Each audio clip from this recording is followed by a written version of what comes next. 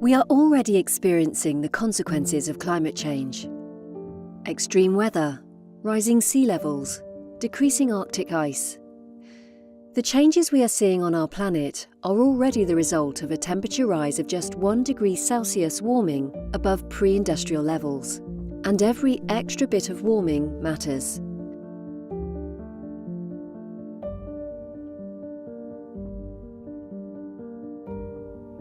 According to the IPCC 2018 Special Report on Global Warming, coral reefs, for example, would decline by 70 to 90% with global warming of 1.5 degrees Celsius, whereas with a rise of 2 degrees Celsius, virtually all coral systems worldwide would be wiped out.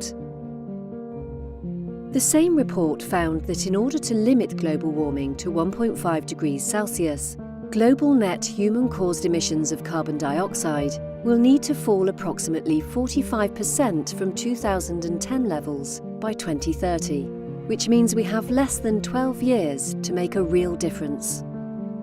But the argument for drastic change is already too clear. Acute climate events are impacting communities and businesses with significant implications for everyone. In 2018, wildfires in California were the worst seen in the US in a century. 8,500 fires burnt an area of over 750,000 hectares.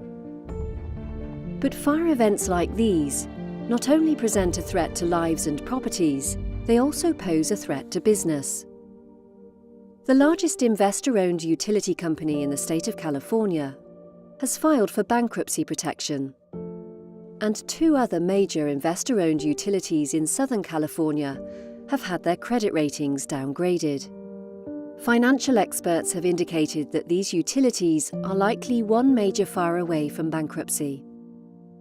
Also, Munich Re, the world's largest reinsurance firm, attributed $24 billion losses to global warming and warned that climate change could make insurance for ordinary people unaffordable.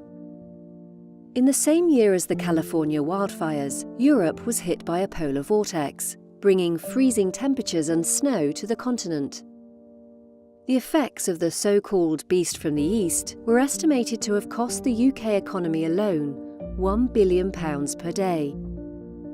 Roads blocked by snow caused disruptions to supply chains, leading to some businesses having to halt or stall production, which in turn led to a loss of sales.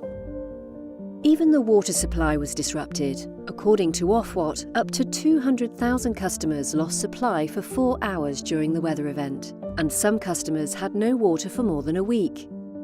And there was financial fallout. In the UK, water companies ended up paying out £7 million in compensation. Incidents like these add up. At a global level, the International Resource Panel reported that water demand is expected to outstrip supply by 40% as soon as 2030.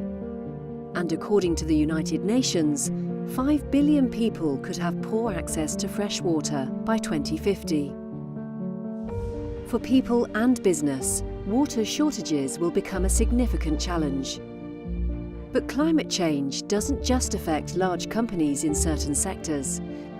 It's affecting businesses of all sizes across a range of industries, from tech companies to food manufacturers, from the public sector to charities and NGOs, and from major enterprises worth billions to virtual businesses and sole traders.